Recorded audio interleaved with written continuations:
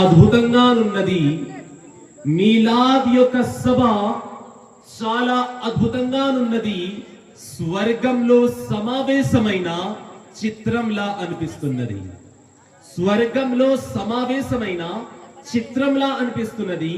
దీనినే ఉర్దూ కవి ఈ విధంగా అంటున్నాడు, మీలాద్ కా జల్సా క్యా, మీలాద్ కా జల్సా క్యా अच्छा नजर आता है, मीलाद का जलसा क्या अच्छा नजर आता है, फिरदौस की महफिल का नक्शा नजर आता है, फिरदौस की महफिल का नक्शा नजर आता है. సోదరులారా సోదరిమల్లారా, ఈ రోజు మనం అందరం కలిసి ఐక్యవంతముగా ఉరుస్ షరీఫ్ అనే ఈ పవిత్రమైన కార్యక్రమంలో మనం అందరం హాజరయ్యాం. అసలు ముందు ఉరుస్ అనే పదానికి అర్థం ఏమిటి? What is mean by Urs? First of all we have to understand this. మనకి అర్థం అవ్వాలి ఉరుస్ అనే పదానికి అర్థం ఏమిటి. సోదరులారా, దానికన్నా ముందు మీ అందరికీ తెలియజేస్తాను, అల్లాహ్ మన అందరినీ మనిషిగా పుట్టించాడు కదండి. Allah almighty created me and you as a human being.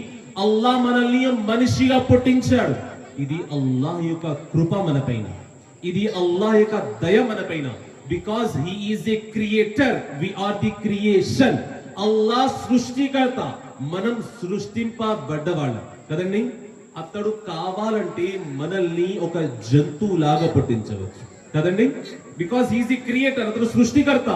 అతడు తలుచుకుంటే మనల్ని పక్షిగా, జంతువుగా, నీటిలో నివసించే ప్రాణి, చాపైన అల్లా మనల్ని వాటిలాగా పుట్టించవచ్చు. కానీ అల్లా అలా చేశాడా? According to the scientific theory, in the whole world the clever is human being. ఈ ప్రకృతి కాదు, ఈ ప్రపంచం మొత్తంలో తెలివైన జాతి ఏమైనా ఉందంటే అది మనిషి జాతి, మానవుల మనం. అందరికైనా తెలివైన వారం. ఈ మాట మీరు అంగీకరిస్తారా అండి? అంగీకరిస్తారా? మానవులు తెలివైన వారని మీరు ఏంటి, నేను, ప్రపంచం, విశ్వం మొత్తం అంగీకరిస్తుంది. అల్లాహ్ మన అందరినీ మనిషిగా పుట్టించాడు. అల్లాహ్ తలుచుకుంటే మనల్ని జంతువుగా పుట్టించవచ్చు, కానీ అల్లాహ్ అలా చేయలేదు. అల్లాహ్ తలుచుకుంటే మనల్ని వేరే ప్రాణిగా పుట్టించవచ్చు, కానీ అల్లాహ్ మనల్ని మనిషిగా పుట్టించాడండి. ఇది అల్లాహ్ యొక్క కృప, అల్లాహ్ యొక్క దయ, అల్లాహ్ యొక్క మహిమ మన అందరిపై.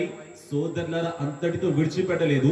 అల్లాహ్ మన అందరినీ విశ్వాసిగా పుట్టించాడు. ఇస్లాంని స్వీకరించే విశ్వాసిగా పుట్టించాడు.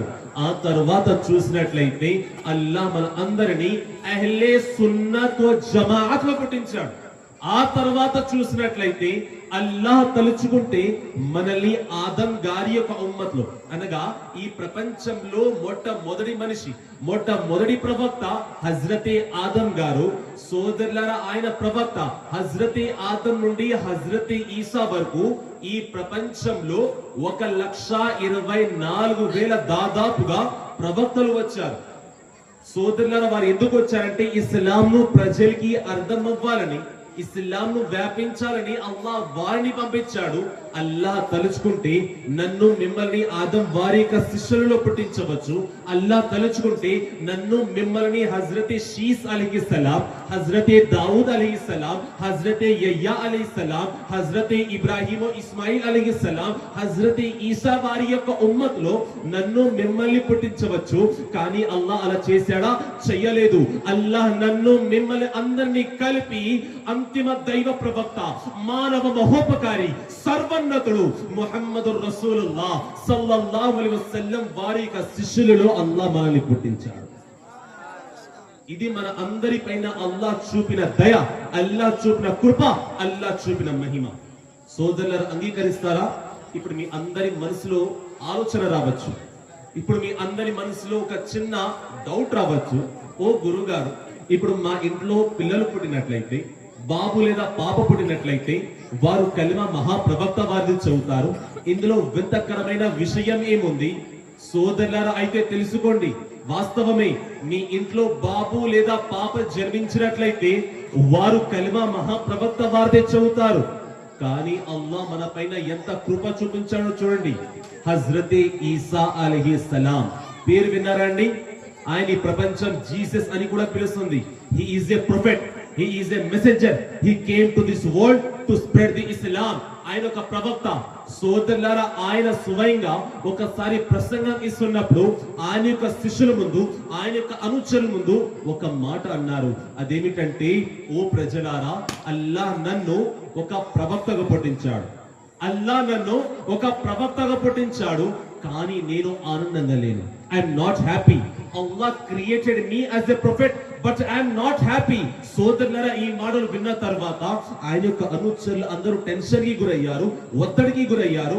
వారు సమాధానం చెబుతున్నారు, ఓ ఈసా గారు, మేము అల్లాహ్ని చూడలేదు, మేము దేవదూతని చూడలేదు, మేము స్వర్గాన్ని చూడలేదు, నరకాన్ని చూడలేదు, 7 ఆకాశాలు ఉంటాయని మీరే చెప్పారు, మేము అది కూడా చూడలేదు. ఓ ఈసా గారు, మీరు అంత పెద్ద మాట ఎలా అంటున్నారు? అల్లాహు అక్బర్. సోదరులారా, ఈ మాటలు విన్న తర్వాత ఈసా గారు సమాధానం చెబుతున్నారు, వాస్తవమే, మీరు నేను చెప్పిన మాటల పైన అమలు చేస్తూ ఇస్లాంను స్వీకరించారు. ఆ తర్వాత అల్లాహ్ పైన మీరు నమ్మకం పెడుతున్నారు. ఆరాధనకి అర్హుడు కేవలం అల్లాహ్ అని నేను చెప్తే మీరు అంగీకరించారు. స్వర్గం నరకం ఉందని నేను చెప్తే మీరు అంగీకరించారు. సోదరులారా, ఈసా గారు అంటున్నారు, కానీ నేను ఆనందంగా లేను. దీని వెనక ఉన్న రహస్యం ఏమిటంటే, ఒకవేళ అల్లాహ్ నన్ను ప్రవక్త సల్లల్లాహు అలైహి వసల్లం వారి యొక్క కాలంలో నన్ను పుట్టించినట్లయితే, ఎటువైపైతే మహాప్రవక్త వారు నడిచేవారో ఆయన పాదాల కింద పడిన మట్టిని నేను ఎత్తుకునేవాడిని, నా యొక్క కంటి సుర్మా కింద నేను వాడుకునేవాడిని. ఈ కోరిక నాది కాదు, ఈ కోరిక గురువుది కాదు, ఈ కోరిక ఎవరిదో తెలుసా? సోదరుల స్వయంగా హజ్రతే ఈసా అలైహిస్సలాం వారి యొక్క కోరిక. అందుచేత ఒక కవి ఈ విధంగా అంటున్నాడు, ఫజ్లే రబ్బుల్ ఉలా ఔర్ క్యా చాహియే, మిల్ గయే ముస్తఫా ఔర్ క్యా చాహియే, మిల్ గయే ముస్తఫా ఔర్ క్యా చాహియే. దీని ద్వారా మీకేం అర్థమవుతుంది?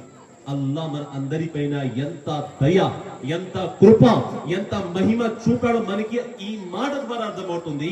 సోదరులారా, హజ్రత్ ఈసా అలైహిస్సలాం లాంటి ప్రవక్త యొక్క కోరిక చూడండి. నాలాగా మీలాగా ఒక సాధారణమైన మనిషిలాగా పుట్టడమే ఆయన యొక్క కోరిక. ఆ తర్వాత అల్లాహ్ ఆయన యొక్క దుఆను స్వీకరించాడు.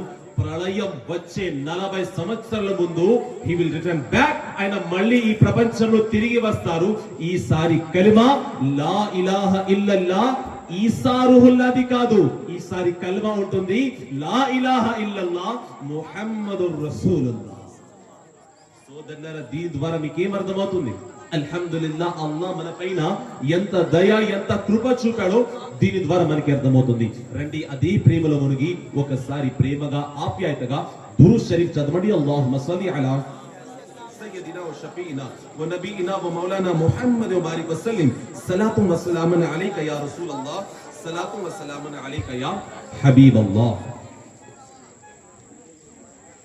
ఈ రోజు ఉరుస్ షరీఫ్ అనే ఈ పవిత్రమైన కార్యక్రమంలో, ఈ పవిత్రమైన సభలో హాజరయ్యాం. First of all we will learn what is mean by Urs. Urs అనే పదానికి అసలు అర్థం ఏమిటి? Meaning.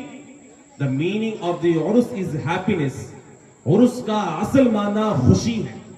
The meaning of the Urs is happiness. సోదరులారా, నేను చనిపోయినట్లయితే ఇదే రోజు, వచ్చే సంవత్సరం ఆ రోజు తిరిగి వచ్చినట్లయితే, ఈ రోజు తేదీ ఎంత అండి? 10th of October. మళ్ళీ వచ్చే సంవత్సరం 10th of October 2026 కి నా బర్సీ చేస్తాను, అంతే కదండి? ఒక సాధారణ మనిషి చనిపోయినట్లయితే, ఆ రోజు తిరిగి మళ్ళీ వచ్చినట్లయితే దాన్ని ఏమంటామండి? బర్సీ అని అంటాం. కానీ ఎవరైతే వలీ అయి ఉంటారో,